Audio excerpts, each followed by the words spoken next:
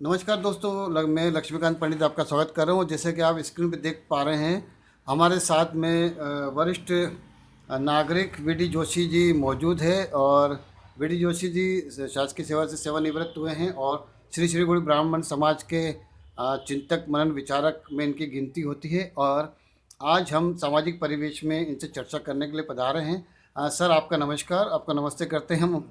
और सर, शुरुआत करते हैं एक गंभीर मुद्दे से समाज में इन दिनों सामने आया है। 2-3 दिन पहले हरियाणा राज्य में जो फरीदाबाद में घटना हुई है, जिसको लव जिहाद से जोड़कर देखा जा रहा है और बड़ी विवश घटना है। और इससे समाज के जो चिंतन मनन करने वाले व्यक्ति हैं उनको काफ़ी व्यथा भी है। और हमने कुछ लोगों से चर्चा करी थी और इसी संदर्भ में हम आपके विचार में जानने के लिए आज यहाँ पर आए हैं। तो आप किस प्रकार देख पा रहे हैं इस घटना को? ये जो घटना हुई है बहुत दुखद है साहब। और ये फिलहाल कुछ माहौल चला है कि ये पूरे देश में यहाँ वहाँ काफ़ी लव जिहाद की घटनाएं, धर्म परिवर्तन की घटनाएं हो रही है।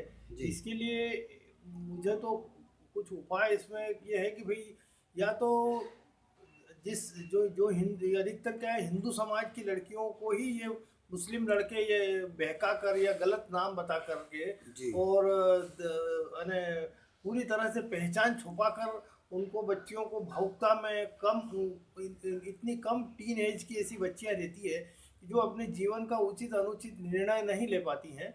और वो बच्चियां, उनमें भी अधिकतर क्या है कि जो बाहर छोटे छोटे प्लेस से शहरों में जो पढ़ने के लिए बच्चियां आई हुई है, जी। यहाँ उनके पेरेंट्स नहीं रहते हैं और बच्चियां एलोन रहती हैं। और वो बच्चियां क्या है कि कोई कोचिंग के बहाने या कोई पढ़ने जाने के बहाने या और भी कोई उसमें उनको बाहर आना जाना पड़ता है। जी। तो ये इस तरह से गलत नाम बताकर ये मुस्लिम लड़के, और ये इस तरह से बच्चियों को बहका कर या कोई अपनी चाल में छुपा कर ये इस तरह से जो घटनाएं करते हैं, इसके लिए काफ़ी हिंदू समाज काफ़ी मतलब आक्रोश है। और दूसरा ये है कि यदि हिंदू समाज में और ये यदि कुछ जागृति हो जी। तो एक ये भी हो सकता है अभियान की कम उम्र में बच्चियों के रिश्ते तय कर दिए जाए। हालांकि जैसे पहले ये होता था कि कोई बाल विवाह, वो तो नहीं होना चाहिए, जी। वो गलत है। पर कम उम्र में जैसे एक ये बना लिया जाए हिंदू समाज में कि 21 से 25 की उम्र में बच्ची का रिश्ता तय करके विवाह करने की पहल अरे, हिंदू समाज में जारी हो जाए। जी। ताकि क्या है कि ये अधिक एज में अच्छा परिवार नहीं मिल रहा है, ये नहीं हो रहा है कहीं इस तरह से, कोई ना कोई समाज के लोगों को एक दूसरे, लड़के पक्ष, वर पक्ष को, वधु पक्ष को थोड़ा बहुत सामंजस्य तो रखना पड़ेगा। जी। जी। ताकि एक ये बना लिया जाए कि हिंदू समाज 21 से 25 की अवस्था में कम उम्र में बच्चियों के रिश्ते तय कर दिए जाए। ताकि क्या है कि वो बच्ची और वो लड़का और या आपस में यानी एक मिलते रहेंगे और अपने साथ में अपना कैरियर भी बनाते रहें।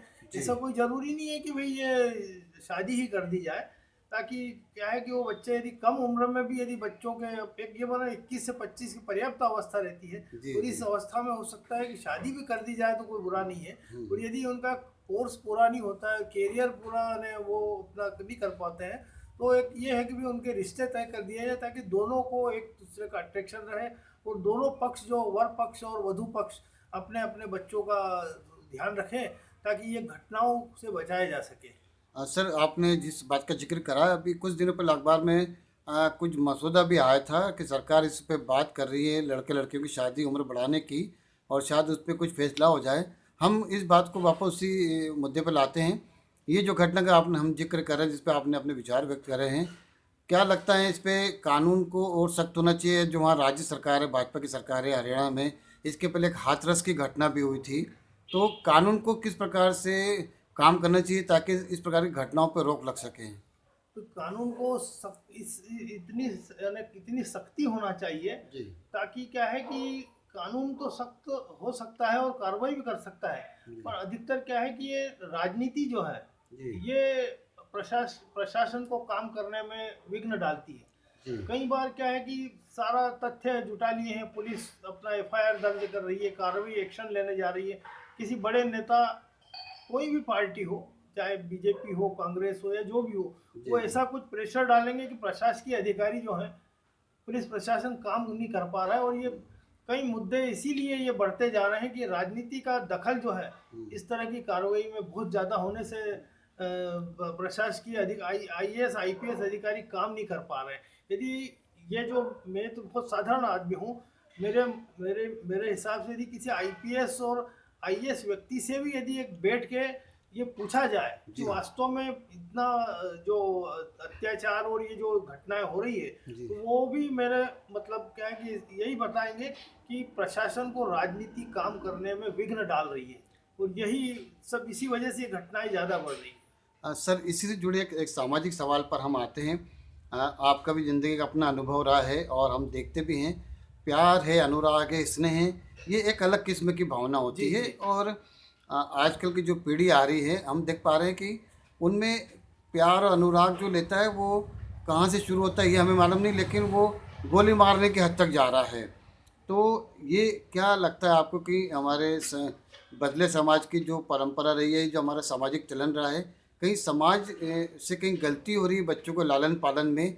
क्यों इस प्रकार की घटना आ रही है कि अपरिपक्व प्यार में पड़ जाते हैं और बाद में धर्म परिवर्तन की बात आती है और उसको फिर हासिल करने के लिए गोली चलती है और इस प्रकार की विवश घटना घटती है जिसमें कि मौत तक सामने आ जाती है?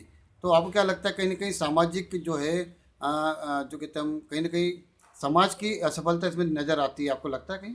हाँ, नहीं सही है साहब ये बात, क्योंकि क्या है कि समाज में बच्चों को जो अच्छे संस्कार उनके परिवार और समाज की तरफ से जो मिलना चाहिए, जी कि अपने शुरू से जो है बच्चों, मैंने घर पे जैसे पेरेंट्स, कई बार क्या है माता पिता के संस्कारों का पूरा प्रभाव बच्चों पे होता है। जी अब आज ये देखा जाए कि वो माता पिता अपने काम धंधे में या बिजनेस में या इतने व्यस्त है कि बच्चा का या बच्ची कहाँ जा रही है, क्या कर रही है, उनकी क्या गतिविधि है, सवेरे से उठ के जैसे पहले घरों में भगवान की उठो, भगवान के हाथ जोड़ो, भगवान की पूजा करके या 5 मिनट अपना अगरबत्ती लगा के या अपने पेरेंट्स के पैर पढ़ के ही बाहर निकलने की जो परंपराएं थी वो सब खत्म होती जा रही है।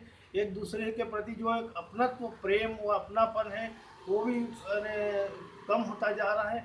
और इन्हीं वजह, संस्कारों की कमी वजह से बच्चों को क्या है, पेरेंट्स के सुविधाएं इतनी दे रहे हैं पर उनको क्या है संस्कार नहीं दे रहे हैं। सबसे बड़ी बात यह है कि फैसिलिटी उसको दे दी, अब वो तो क्या है कि उसके लिए उस पैसे का कोई वैल्यू नहीं है, उसको उस लायक नहीं है। और बाकी उसको क्या है कि फैसिलिटी दे दी कि भाई तू कॉलेज जा रहा है, अच्छा है, अपने धन धान्य की कमी नहीं है बच्चे, तू तो कार से जा। अब जो बच्चा साइकिल से जा सकता है या अपने 2 व्हीलर से जा सकता है, उसको कार उपलब्ध कराए, वो तो क्या है कि कम उम्र रहती है, उचित अनुचित का कोई निर्णय नहीं ले पाता है।